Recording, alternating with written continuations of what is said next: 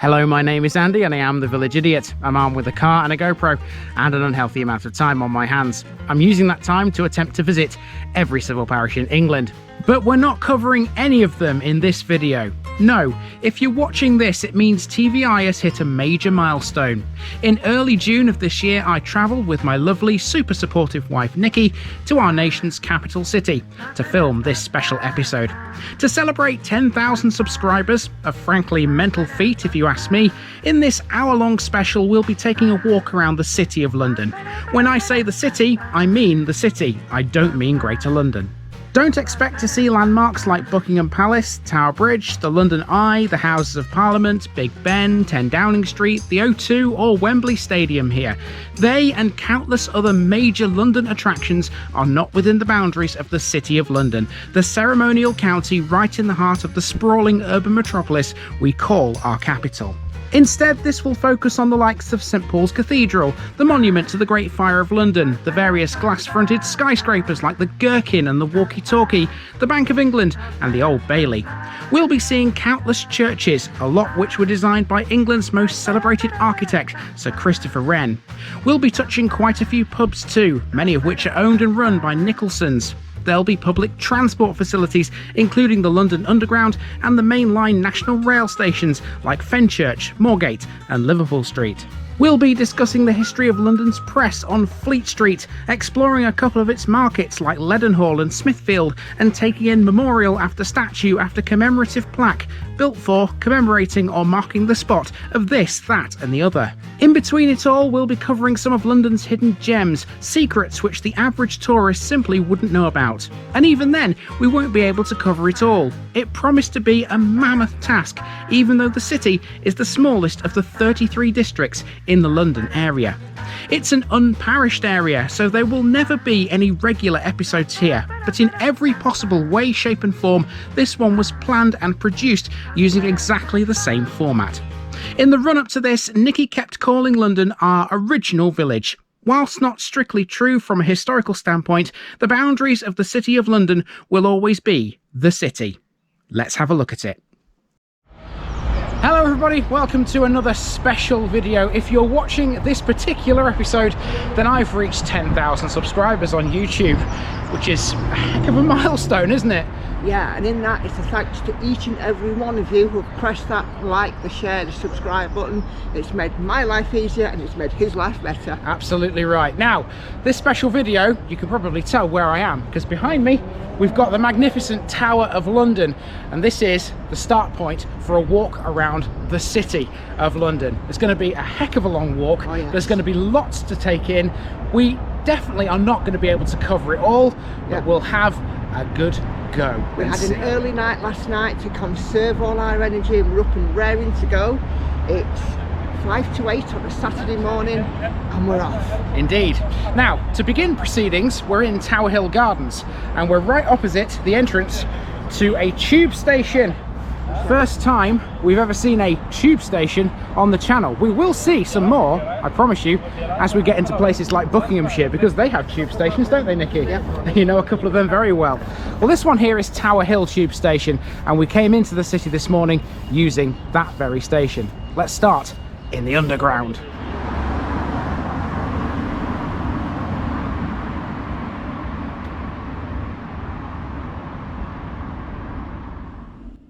There can be no denying London is a big city, so getting around it easily is important. Luckily, the London Underground has been providing people with a means to move through it all since 1863.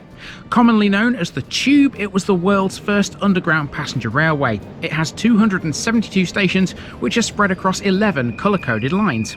We stayed for this trip in Barking, and so the line we used to reach the city was the district, shown on tube maps in green. The tube map is a schematic designed by Harry Beck in 1931. Modern versions show the Docklands Light Railway, the London Overground and Thameslink. If you leave the tube at Tower Hill Station, the first thing you'll see is the Tower of London, the medieval castle that houses the crown jewels. You'll also see parts of the Roman Wall. Roman London was, from around 120 to 150 AD, protected by a large fort with a huge garrison that stood to its northwestern side. Referred to these days as the Cripplegate Fort, it was later incorporated into a comprehensive citywide defence, with its strengthened northern and western sides becoming part of the wall, which was built in around 200 AD. When Roman rule in Britain ended in 410 AD, the wall fell into disrepair.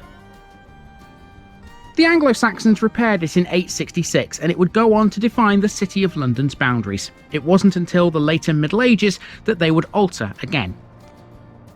Standing close to one of the largest and most accessible sections of the wall is a statue of the Emperor Trajan. He was the second of the 5 good emperors of the Nerva-Antonine dynasty. A philanthropic ruler, he led the Roman Empire to its greatest territorial extent by the time of his death in 117 AD. He was given the title of Optimus by the Roman Senate, which literally means the best. Next up, we have the Tower Hill Memorial. This is essentially London's War Memorial. It's a pair of Commonwealth War Grave Commission memorials in Trinity Square Gardens. One is for World War I and the other is for World War II. Together, they commemorate civilians, merchant seafarers and fishermen who were killed as a result of enemy action and have no known grave. There's also a third memorial in these gardens which commemorates merchant seamen who were killed in the Falklands War of 1982. That was added to the site in 2005, the others were erected in 1928 and 1955 respectively.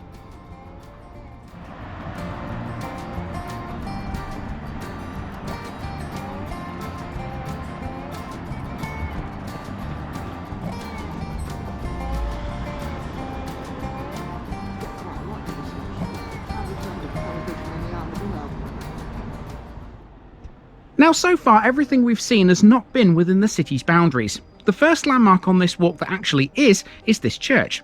All Hallows by the Tower was founded in 675 AD, making it supposedly the oldest church in the City of London. Recent research has cast a bit of doubt over that claim though.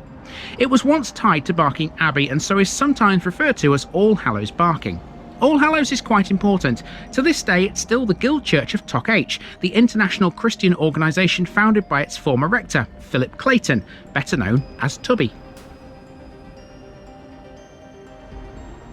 Just outside the church is the Malta George Cross Memorial.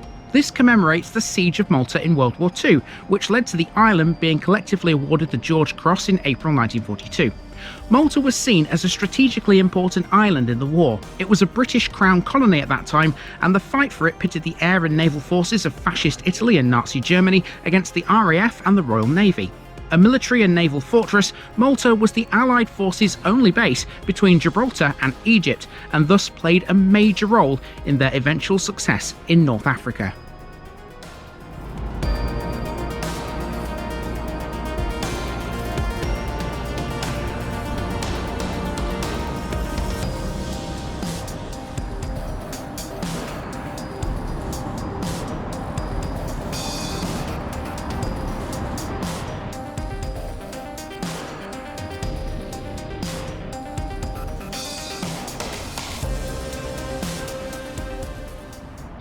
And we're now in one of the real little oases of the City of London.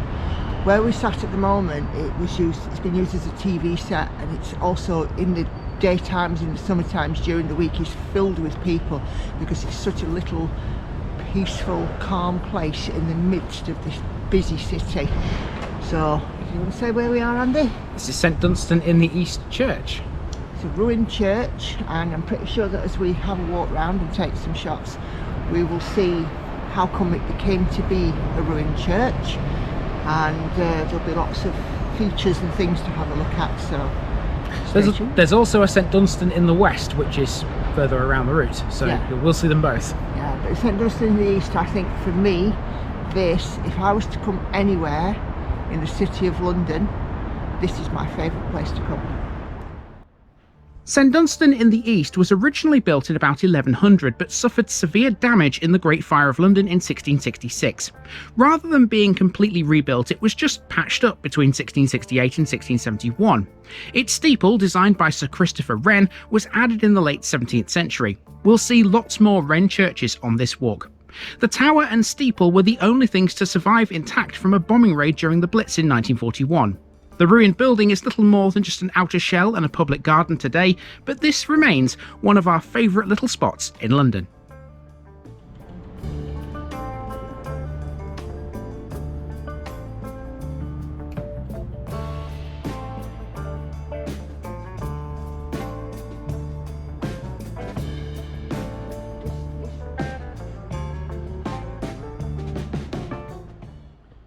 From the very old to the very new, overlooking the area at this point is a massive skyscraper. That is 20 Fenchurch Street, but it's better known by its nickname, the Walkie Talkie, because of its distinctive shape. One of the newest buildings in London, its construction was completed in the spring of 2014, and its 3-floor Sky Garden was opened in January 2015. It's a 38-storey building and it's 525 feet tall. Since 2017, the building has been owned by the Lee Kum Kee Group, a Hong Kong-based food company which manufactures a range of Chinese and Asian sauces. A left turn brings us to Lovett Lane, which used to be called Love Lane. Down here you'll find St Anne's Lutheran Church. Around the back of that is another church called St Mary at Hill, founded in the 12th century, which was damaged in the Great Fire. A hoard of coins, known as the Mary Hill Hoard, was found in a basement near St Mary at Hill in the 18th century. It included the only known example of a coin from the Horndon Mint at Thurrock in modern-day Essex. Halfway down the street we pass the office of LIBF. That stands for the London Institute of Banking and Finance, whose origins go back to 1879. If you look back up the street at the Walkie Talkie, the glass frontage of the building is a stark contrast to this, one of the city's ancient narrow lanes, and you realise just how modern London has become. At the end of the road there's a couple of stones and plaques to read, including one outside the Walrus and the Carpenter. This is a Nicholson's pub, and London has plenty of them. This one is connected to Alice in Wonderland because it's named after a poem written by Lewis Carroll and recited to Alice by Tweedledum and Tweedledee in his 1871 book Through the Looking Glass. This next landmark was built in commemoration of the Great Fire of London. This is Monument, which stands at the junction of Monument Street and Fish Street Hill. It's 202 feet high, and to reach the top you have to climb up 311 steps. It's sited just west of the spot in Pudding Lane where the Great Fire started on the 2nd of September 1666. Constructed between 1671 and 1677, it was built on the site of St Margaret's Church, the first to be destroyed by the fire. Another monument, the Golden Boy of Pye Corner, which is near Smithfield, marks the point at which the fire was stopped. Monument, a Doric column by definition, was designed by Sir Christopher Wren and Robert Hooke. 3 sides of the base carry inscriptions in Latin. One describes actions taken by King Charles II following the fire, another describes how the monument was started and brought to perfection, and the third describes how the fire started, how much damage it caused, and how it was eventually extinguished. Monument Street was pedestrianised in 2006 in a street improvement scheme that cost upwards of £750,000. This is one of the most visited landmarks anywhere in London. Next is the Church of St Magnus the Martyr, twinned with the Church of the Resurrection in New York City. It's another Wren church, but it's the location of this one that makes it important. It was on the original alignment of London Bridge, between the city and Southwark. The location has prompted many mentions in literature, including the Dickens novel Oliver Twist. The unusual dedication is to St Magnus Erlandsson, the Earl of Orkney, who died in 1116 or 1117. However, there is a theory which suggests it was originally to St Magnus of Agony, an Italian saint whose cult was widespread.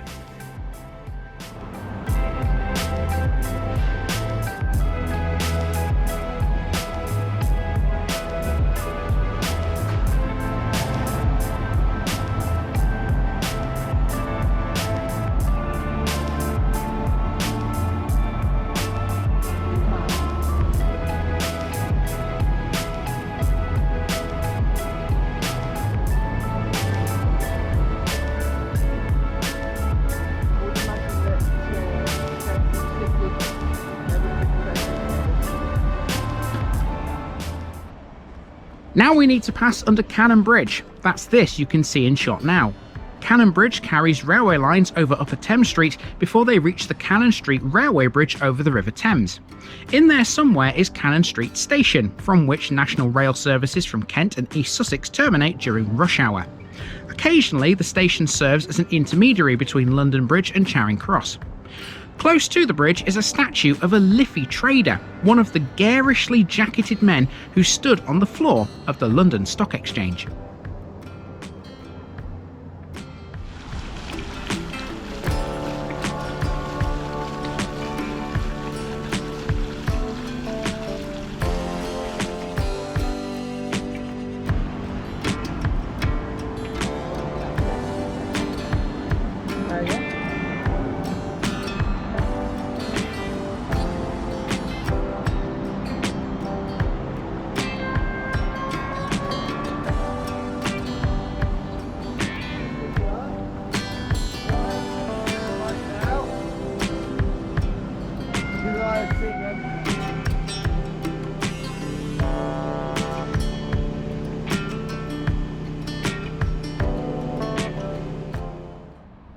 St James Garlick is next. Again, this is a Wren church. It has the nickname Wren's Lantern, owing to its profusion of windows.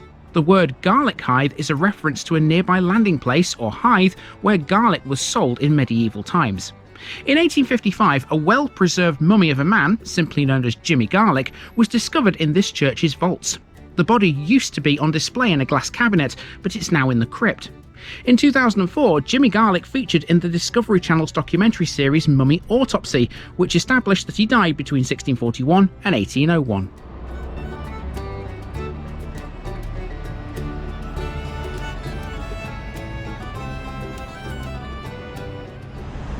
Okay, so we've already seen quite a lot of churches, but of course the main sort of religious building in the city of London, the big one, is St Paul's Cathedral. Yeah. And we're about to explore this and have a little look around it. Obviously we're not going to go in it, but you can see plenty enough from the outside, can't you? Famous for a few things. The most famous thing in recent times is the marriage of Prince Charles and Lady Diana Spencer, as they were then. Now the King, of course, and the late Princess of Wales. One thing I taught you about this, didn't I? What's that? So, when the Great Fire of London happened, there were a lot of booksellers selling very valuable books in the city of London. And when the fire started to spread and it became clear that there was going to be mass destruction, the booksellers and publishers actually gathered up their books and brought them here to St Paul's, because underneath were vaults where the books were kept, and they were then protected from being destroyed in the Great Fire of London. One of those little fun facts for you there. Who said I did no research? St Paul's Cathedral is one of the most famous and recognisable sites anywhere in London. Its dome, surrounded by the spires of Wren's city churches, has dominated the skyline for over 300 years. At 365 feet high, it was the tallest building in London from 1710 until 1963. Contrary to popular belief, St Paul's is not the largest church building in the UK. That would be Liverpool Cathedral, but St Paul's is a close second. This serves as the mother church of the Diocese of London in the province of Canterbury. It's also the seat of the Bishop of London. St Paul's stands on top of Ludgate Hill, which is the highest point anywhere in the city. Its dedication in honour of Paul the Apostle dates back to the original church on this site, founded in 604 AD. The present structure, completed in 1710, is a Grade 1 listed building that was designed in the English Baroque style by who else but Sir Christopher Wren. The earlier Gothic cathedral was largely destroyed in the Great Fire, but it was a central focus for medieval and early modern London. Although still a working church, it's a huge tourist attraction now. It'll cost you £25 to go inside. The churchyard has many statues and features to admire. It was the site of St Paul's Cross between 1449 and 1635, when it was taken down during renovation work by Inigo Jones. It was a preaching cross and open-air pulpit, regarded as the most important in Tudor and early Stuart England. One of these statues is a bust of John Donne. He was a 16th century poet, but he served as Dean of St Paul's Cathedral for 10 years between 1621 and 1631. Also close to the cathedral is the Firefighters Memorial, a tribute to all of those who fought against fire on the streets of London during the Blitz.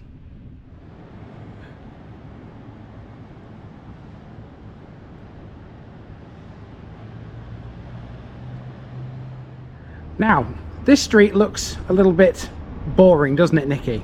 But it's not. anything but. Explain to us what we can see right here. So just at the back of me here, this is Amen Court. It is a residential, private street in the midst of the City of London.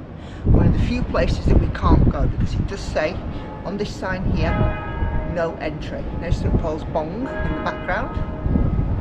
And through the wisteria and the trees at the very back of Amen Court there, you'll see a brick wall. And that brick wall is one of the few surviving remnants of the old Newgate prison that stood on the site of where the Old Bailey is now, the Central Criminal Court. So let's go and find it, shall we?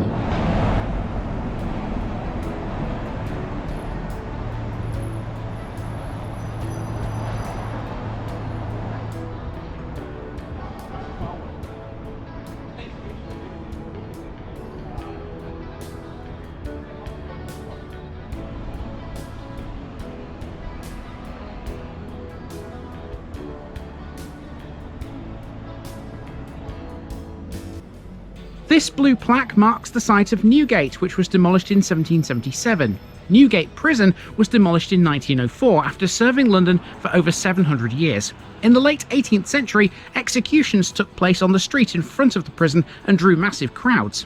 The Central Criminal Court now occupies much of the prison site. On the dome above the court is a gilt bronze statue of Lady Justice, holding a sword in her right hand and the scales of justice in her left. It was designed by F.W. Pomeroy in 1905. Everyone knows this as the Old Bailey, thanks to the street on which it stands. So if you've been really, really naughty and end up in that building, this is where your vehicle would come in and you'd be processed from here into the main court, kept in a cell until it's your time in the dock. If you take my advice though, don't do it. Go.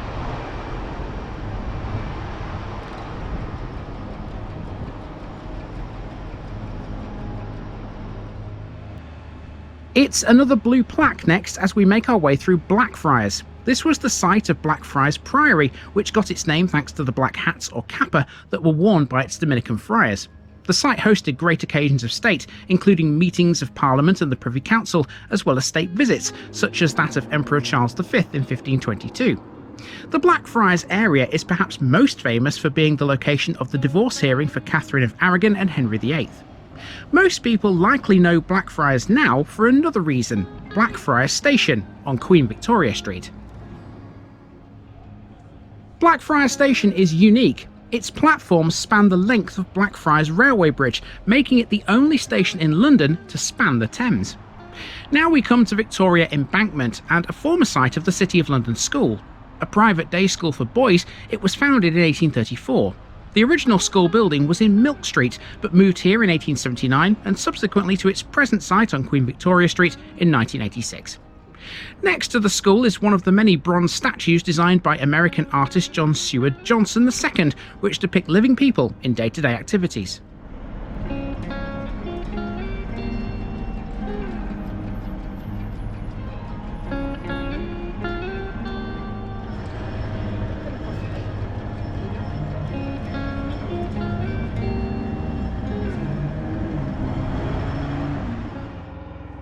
This next section is Temple. My route was supposed to go literally right through this, but members of the public are not permitted in this area unless they are accompanied by a member of the Temple.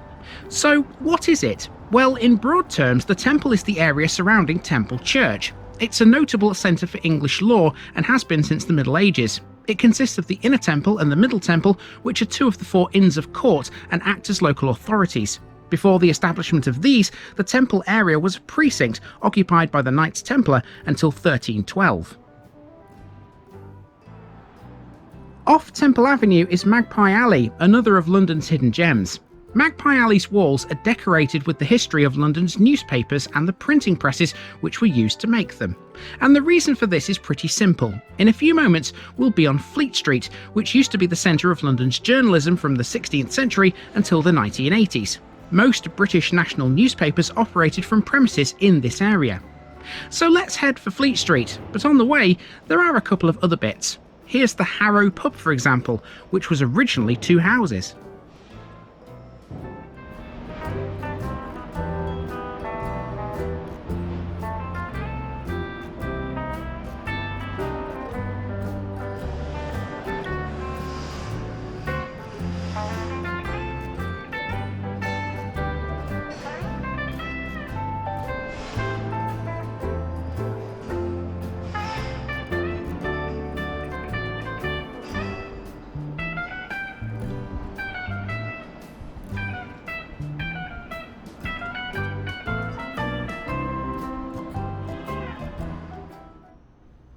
Fleet Street has its own church, and this is it. This is St Bride's, one of the most ancient churches in London, with worship perhaps dating back to the conversion of the Middle Saxons in the 7th century.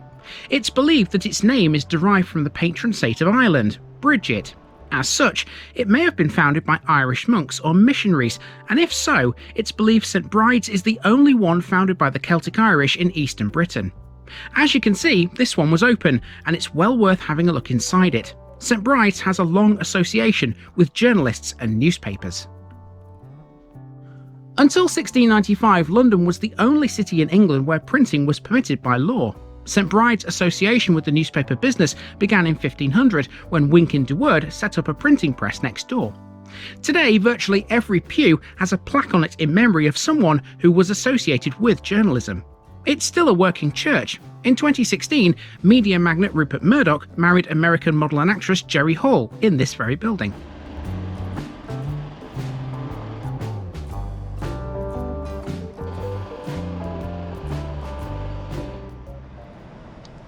Now we're on Fleet Street itself, which today doesn't have much to do with the media. Much of the publishing industry moved out in the 1980s after News International set up cheaper manufacturing premises in Wapping. The term Fleet Street remains a metonym for the British national press. Pubs on the street frequented by journalists remain popular too. They would regularly meet in them and the coffee houses along the street to collect and share stories. A notable example is Ye Olde Cheshire Cheese. Regular patrons here included Charles Dickens, G.K. Chesterton and Mark Twain.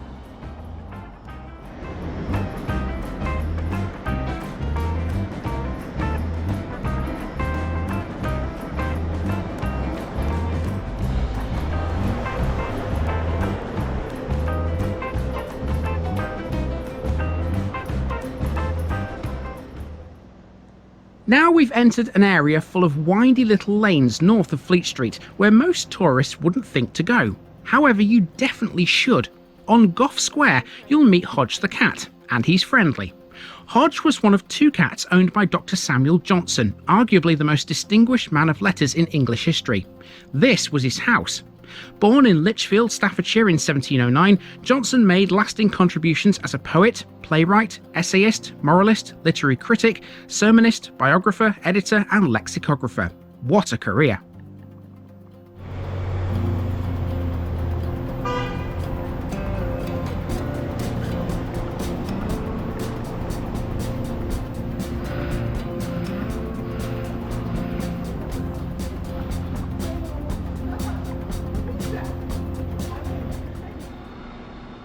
Just before Fleet Street becomes Strand, we come to St Dunstan in the west. Of medieval origin, the present building with an octagonal nave was constructed in the 1830s to the designs of John Shaw. There is speculation that it might have been erected by Dunstan himself or by priests who knew him well. The Temple Bar Memorial marks the boundary of the city at this point, where London becomes Westminster. The memorial stands on the site of Christopher Wren's Temple Bar Gate. The gate still exists in Paternoster Square near St Paul's Cathedral, where it was painstakingly rebuilt in 2004.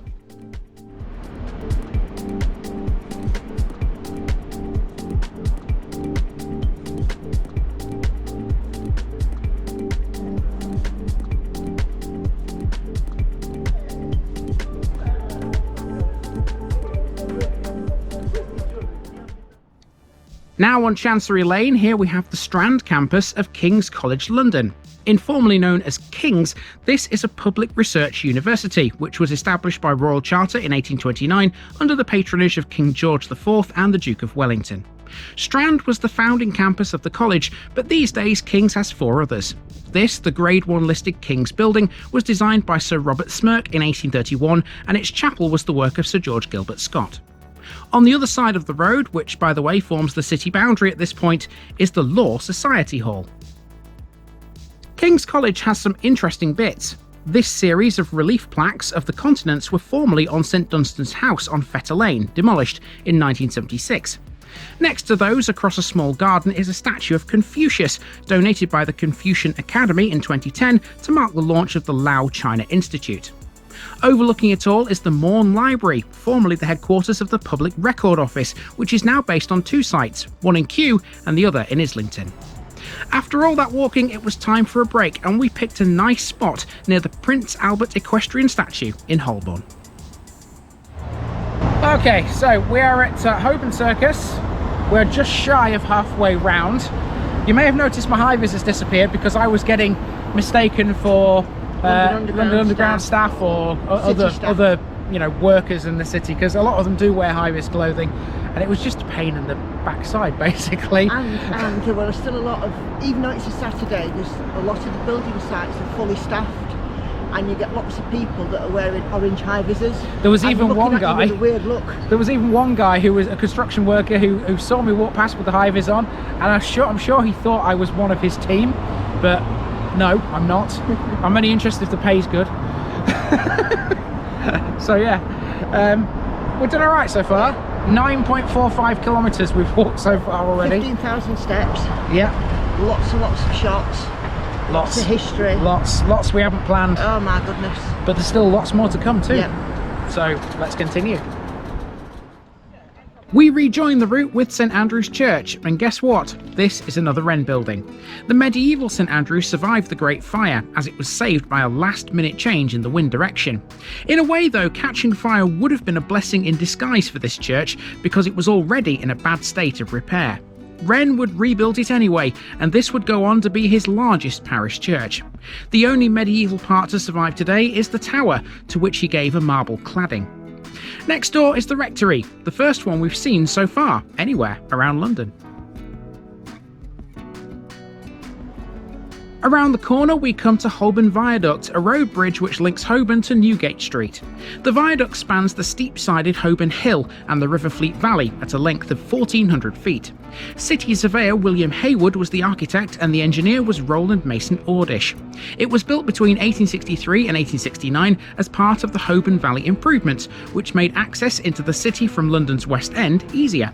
It was opened by Queen Victoria with a formal coach drive procession on the 6th of November 1869. Arguably, this is the finest bridge in the city. Now we're coming into an area known as West Smithfield, and this is where you'll find one of London's most famous food markets. Meat has been traded at Smithfield Market for more than 800 years, making it one of the oldest in the city. A livestock market occupied the site as early as the 10th century. There are 5 market buildings here. This foundation stone is on the side of the fish market, the only one of the 5 that isn't aligned with the others along West Smithfield. The other buildings are a poultry market, a general market, and 2 buildings housing the central market. The Great North Road traditionally began at Smithfield Market, with St John Street and Islington High Street forming the initial stages. Road mileages were taken from Hicks Hall, a short distance up St John Street, some 90 metres north of the West Smithfield Bars. The site of the original market hall continued to be used as the starting point even after it was demolished in 1778. This ended in 1829 with the establishment of the General Post Office at St Martin's Le Grand, which became the new starting point. Here's a quick look into Smithfield Gardens before we dive down another side street. That street is Cloth Fair, and along here you pass the former home of Sir John Betjeman, the poet laureate from 1972 until his death in 1984. Over the road is the Priory Church of St Bartholomew the Great. This was founded in 1123 by the Anglo-Norman priest and monk Rahir.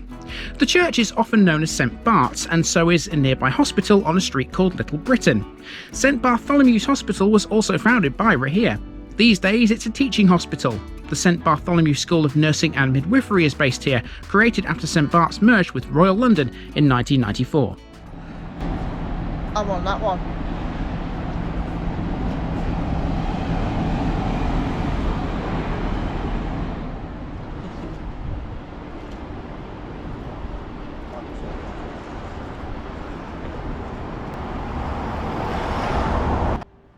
Postman's Park is next. This contains one of the most amazing memorials we've ever seen on TVI. The memorial to heroic self-sacrifice commemorates ordinary people who died saving the lives of others and who might otherwise have been forgotten. It was first proposed by painter and sculptor George Frederick Watts in 1887 to commemorate the Golden Jubilee of Queen Victoria. Some of these tales are quite saddening to read, but at the same time, heroic. It's well worth a look. Postman's Park, by the way, was built on a former churchyard, that of St Botolph's Aldersgate. Next, we head north again to a roundabout called Rotunda. Occupying the middle of the donut is the Museum of London. This was established in 1976 by amalgamating collections previously held by the City Corporation at the Guildhall Museum and the London Museum. This has the largest urban history collection in the world, with more than 6 million objects. It's primarily concerned with the social history of London and its inhabitants throughout time. It features everything from flint hand axes and Roman artifacts to contemporary items, such as the Whitechapel Fatberg.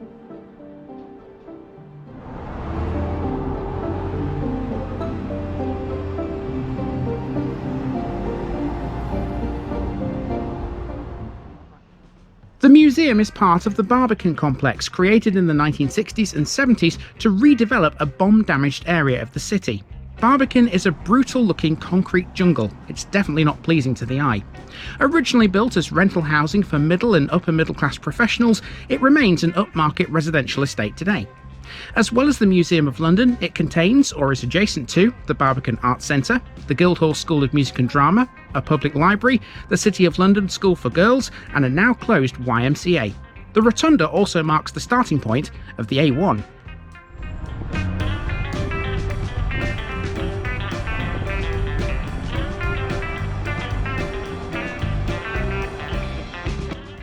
Both the London Symphony Orchestra and the BBC Symphony Orchestra are based in the Barbican Centre's concert hall. In 2013, Barbican once again became the London-based venue of the Royal Shakespeare Company, following their departure in 2001. This bland and brutal 1970s concrete seems to go on forever, but it's not long before it starts to be replaced with glass-fronted towers and huge skyscrapers. We're entering the financial district now, a world away from anything within Barbican. This is where plenty of London's most iconic and best-known landmarks can be found. These streets are all within the vicinity of Moorgate Station, scene of what's widely considered to be the worst ever crash on the London Underground. 43 people were killed and 74 seriously injured in 1975 when an underground train ploughed into the end of a dead-end tunnel beyond the platform. Now we're in a square, and this is where we decided to stop for food. We did so at the Globe, another Nicholson's pub, and once one of 30 such boozers in the city with the very same name. The famous poet John Keats was born in a stable next door. That gives this one quite the claim to fame.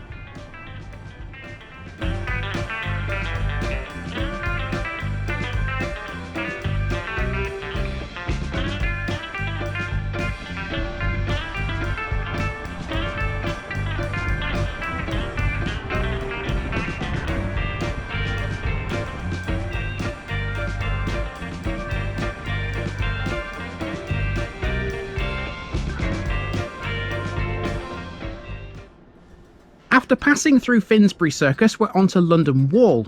Next we have yet more churches. They are literally at every turn. All Hallows on the Wall greets us here. Its name refers to its location, inside and adjacent to the former city wall. It's the headquarters of the urban youth charity XLP. Around the corner onto Bishopsgate we find a church hall. This belongs not to All Hallows, but instead to St Botolph's Without. This church, which survived the Great Fire, is linked with two worshipful companies, Coopers, who made barrels, and Bowyers, who made bows and arrows.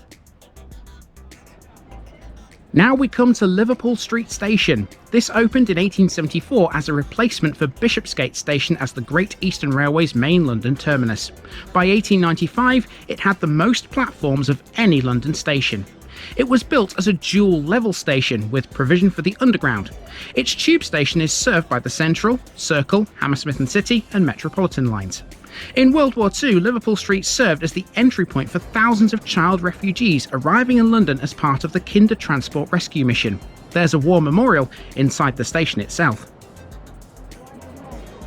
Liverpool Street Station was severely damaged by the 1993 Bishopsgate bombing, something which occurred whilst Nicky was working here at its branch of McDonald's. During the 7/7 attacks in July 2005, 7 passengers were killed when a bomb exploded aboard an underground train just after it had departed this station. Okay, so after coming out of Liverpool Street Station, we've made our way across Bishopsgate and just over the city boundary to this curiously named street. Frying Pan Alley. Now we know all about this, don't we, Nikki? Definitely do. So, would you like to explain what a frying pan alley was? Let's have a look a bit further down and we will do. Okay. Come on. Well, here it is. Let's check it out. Got a bit cold now. Right, so frying pan alleys. There were, I believe, 18 in the city of London, in London as a whole. And this is the only one that actually remains. So a frying pan alley was a place where it was a very impoverished place, and people who lived in frying pan alleys were people who were definitely on the poverty line.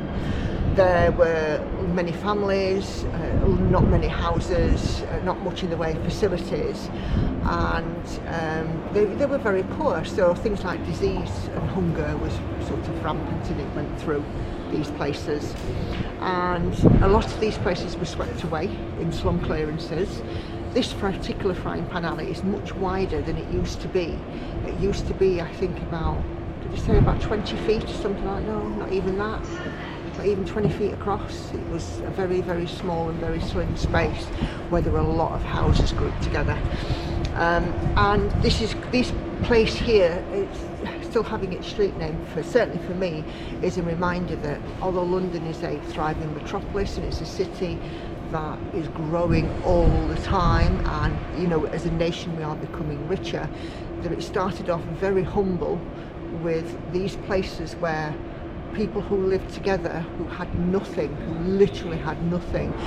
And you know, when you consider that back in the 1850s the mean survival age for a man was 42, they got that far.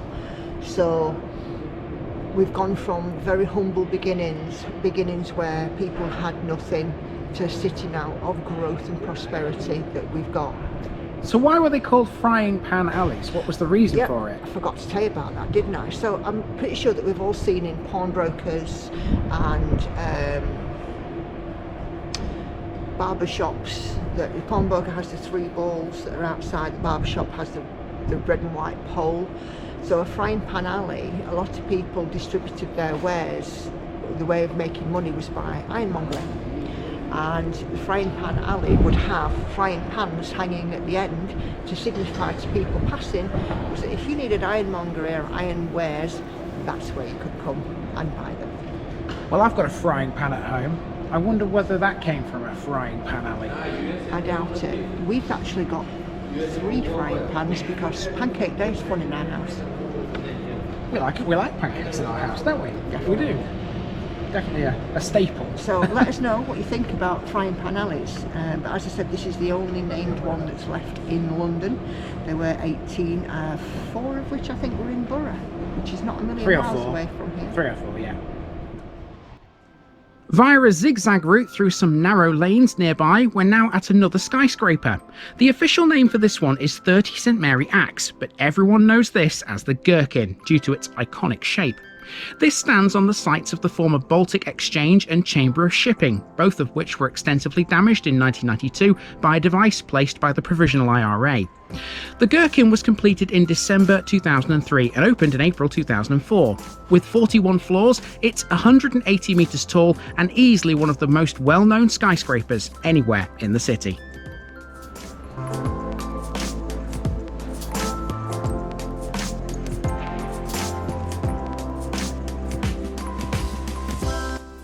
This part of London is full of skyscrapers, but walking around here on foot can tell a very different story. In between all the glass frontages with vertigo-inducing heights, there are medieval remnants. Take St Helen's Church, which sits in the shadow of the Gherkin and was one of the few to survive the Great Fire. The tree sculpture in front of it is called Summer Moon, and it's by Ugo Rodinoni. It forms part of a series of life-size sculptures of ancient olive trees in white painted aluminium. It's supposed to capture time as a lived abstraction, according to this information board nearby.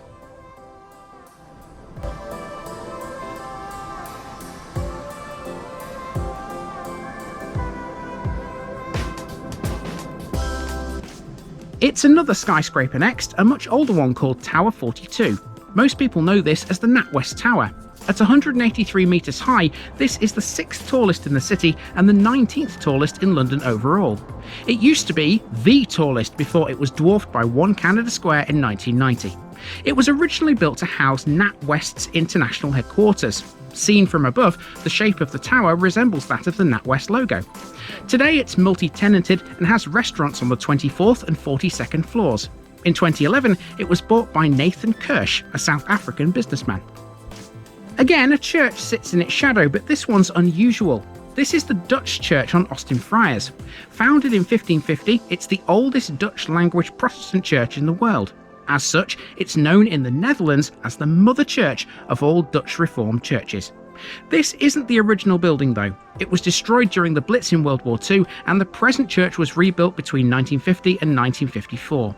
The Dutch church is located on the site of a 13th century Augustinian friary, and the original building was granted to Protestant refugees for their church services.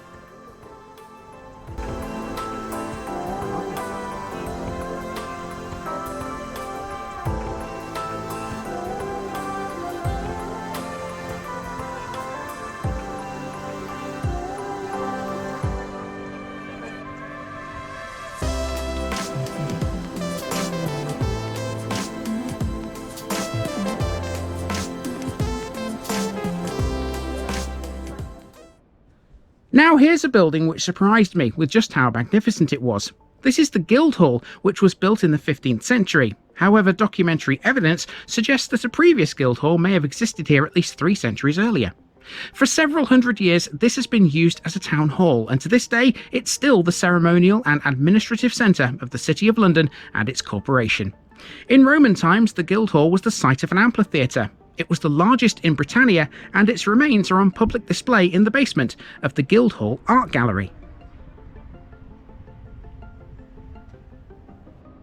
St Mary le Bow Church is next on Cheapside. This was founded in 1080 by Lanfranc, a former Archbishop of Canterbury. Rebuilt several times over the ensuing centuries, the present church is again the work of Sir Christopher Wren following the Great Fire of London. Its spire is the 3rd highest of any Wren church, surpassed only by St Paul's Cathedral and St Bride's. St Mary le Bow is known for its bells, which feature in the nursery rhyme Oranges and Lemons. According to tradition, anyone born within earshot of the bells is considered to be a true Londoner, or a Cockney.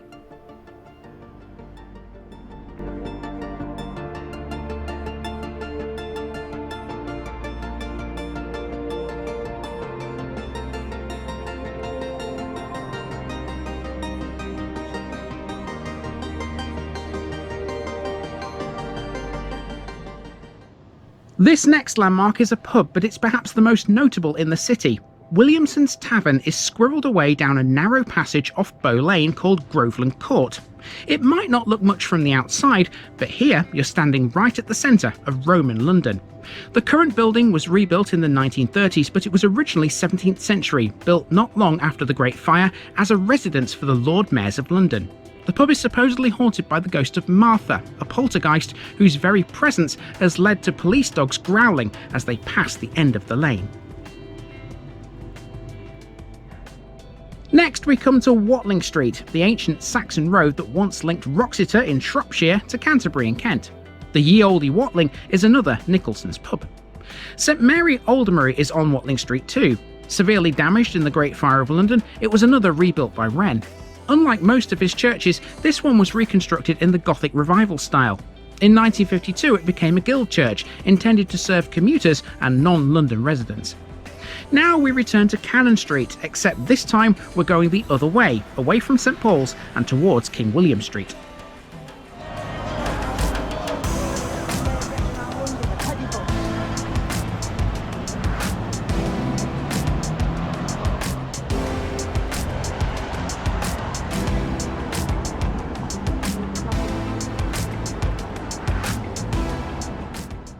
We took a shortcut here along Abchurch Lane. That is St Mary Abchurch, another Wren building. Arguably it's the premises next door though that's of more note. This is the HQ of the Royal Philatelic Society. Philately is the study of postage stamps and postal history. Whilst closely associated with stamp collecting and the study of postage, it is possible to be a philatelist without owning any stamps, according to definition anyway. And now we come to King William Street. This was built between 1829 and 1835, and it's named after the reigning monarch of that time, King William IV. Okay, so just behind me here you can see there's a Starbucks, and at the back of it there's the church. That church has got a very interesting history. So you'll see on the road, if you just pan down a little bit, Andy, and to the left of the church you'll see a post with the London Underground roundel on it.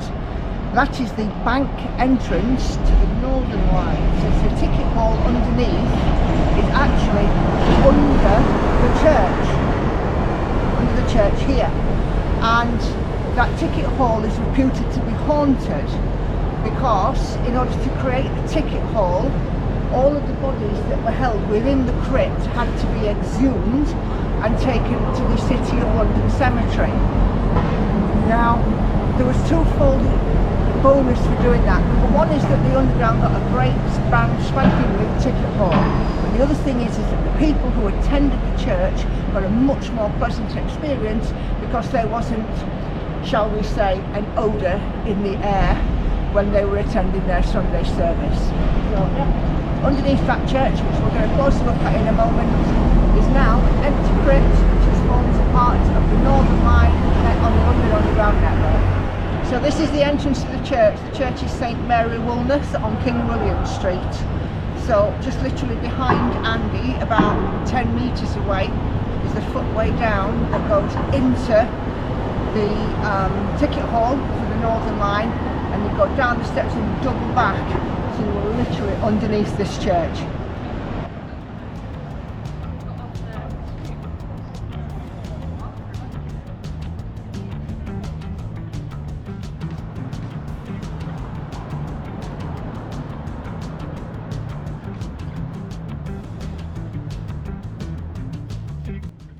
Via Pope's Head Alley, which is named after a 15th century former pub called the Pope's Head Tavern nearby, we arrive at the Grand Old Lady of Threadneedle Street, better known as the Bank of England.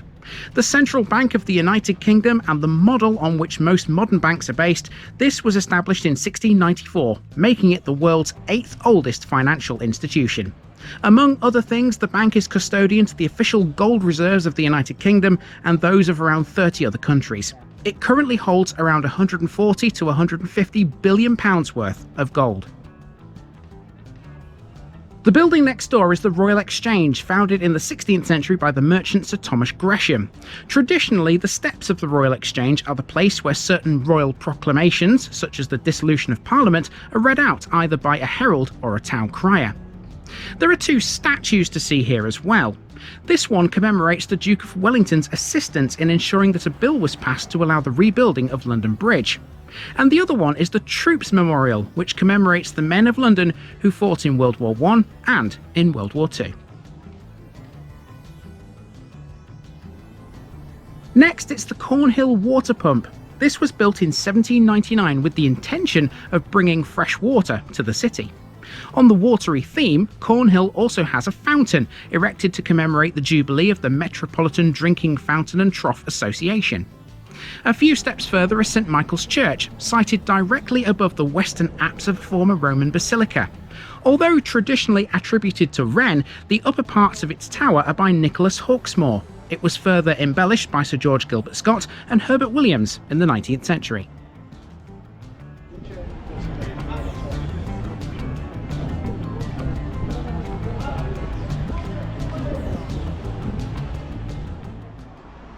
At this point, I opted to change my planned route because we'd spotted this, Leadenhall Market. It turned out to be one of the best decisions we'd made all day.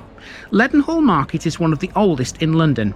Dating from the 14th century, this is something you wouldn't ever expect to find in the heart of the financial district. It was busy, so I opted to do a little walkthrough style shot here. Leadenhall is said to derive its name from Leather Hall, though that is disputable. The early history of Leadenhall involves a former mayor of London.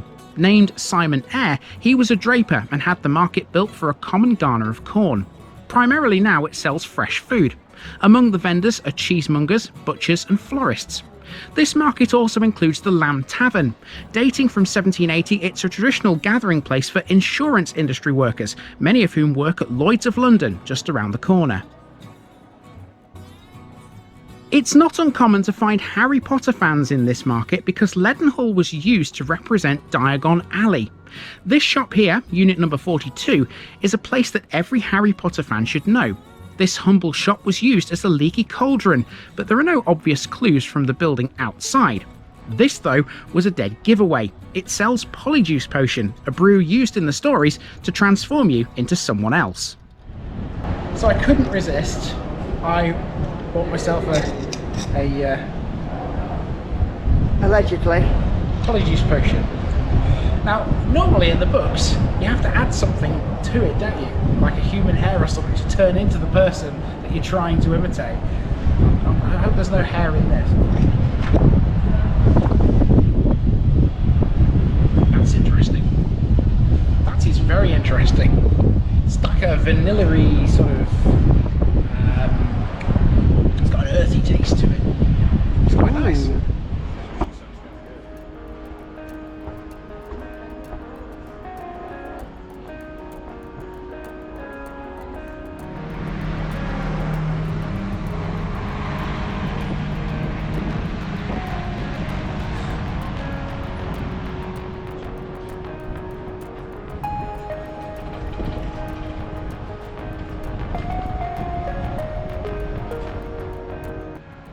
We're in the final throes of the route now as we head along Fenchurch Street. Its name means church in the fenny or marshy ground, and presumably refers to St Gabriel, which stood at the junction of Fenchurch Street and Culham Street until it was destroyed by the Great Fire. It's mainly massive skyscrapers in this area, but not everywhere. This is Fen Court Garden, which is a peaceful little haven. It contains a sculpture called the Guilt of Cain by Michael Visocki. It was unveiled by Archbishop Desmond Tutu to commemorate the abolition of the transatlantic slave trade. Fen Court Garden is otherwise the site of the former churchyard of St Gabriel. It was never rebuilt after the Great Fire. 51 churches were, but St Gabriel's was not among them. Despite that, some grave markers and tombs do remain here. Notable tombs in the church itself included that of the Genoese Elizabethan banker Benedict Spinola. After spending a good few minutes investigating the remains and reading about the sculpture, we continued on towards Aldgate through some of the tallest, most imposing buildings London possesses. You can see the Gherkin here via Billiter Street. Next is the East India Arms. This was once the HQ of the East India Company, founded in 1600 and dissolved in 1874. It was formed to trade in the Indian Ocean, initially with the East Indies and later with East Asia. At its peak, the company was the largest corporation in the world. Just up the road is Aldgate Pump, considered to be the symbolic start point of the East End of London. The wolf head on its spout is a representation of the last one ever shot in the city. In Cockney rhyming slang, Aldgate Pump is used to mean annoyed, rhyming as it does with get or take the hump.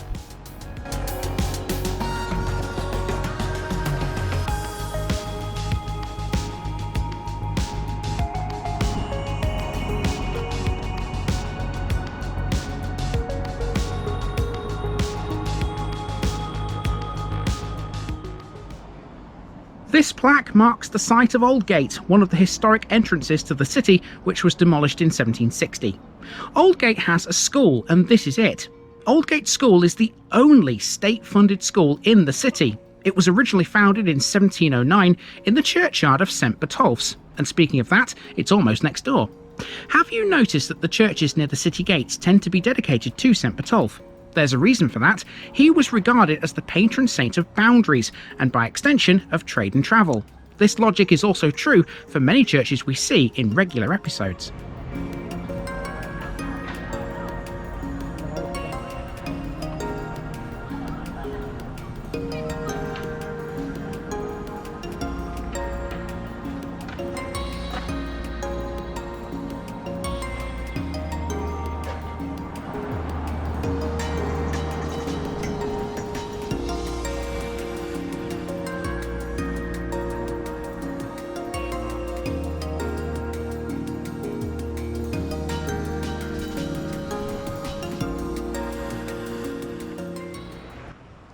Our last job is to cover the area south of Fenchurch Street, and here's a railway station of the same name. It's a mainline terminus with services towards East London and Essex.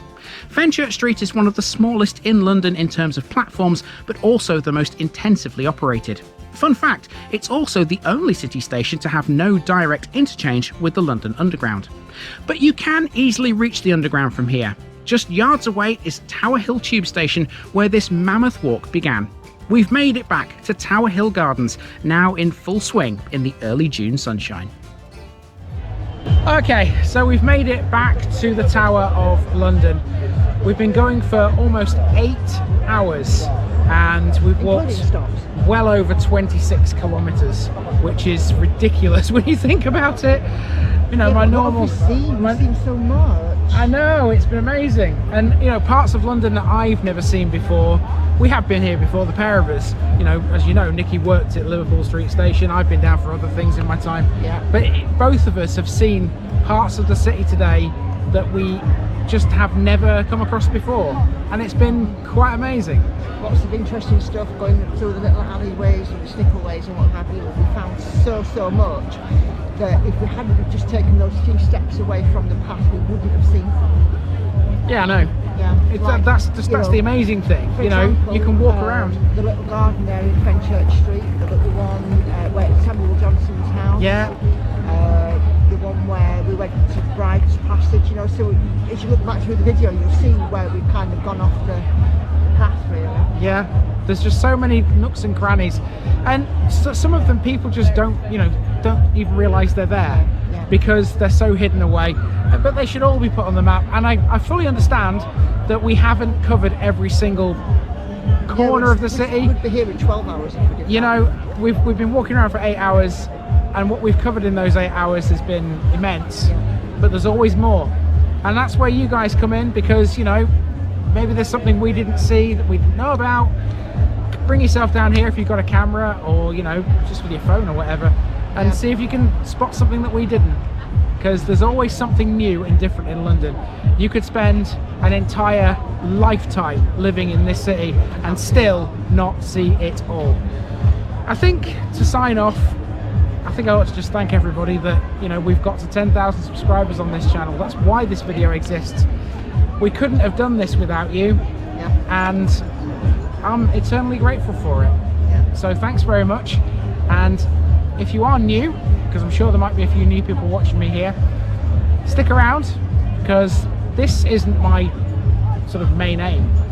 My main aim is to visit every civil parish in England, and I've got through well over 1,200, 1,300 now.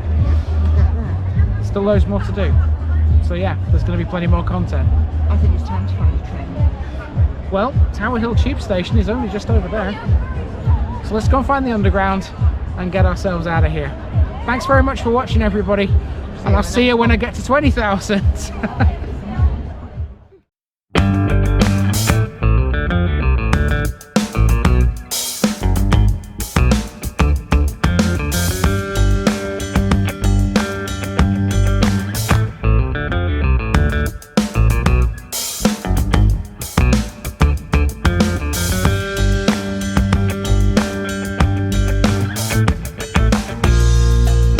Thanks for watching this video, folks. Don't forget to like this episode if you haven't already. It really makes a difference with YouTube. If you're new here, subscribe to the channel for more videos like this, and give us a share too if you've got friends who'd like it. You can find all the links to my social media accounts below, as well as my Buy Me a Coffee page where you can donate to the channel. Until next time, I've been Andy, also known as the Village Idiot, and I'm out.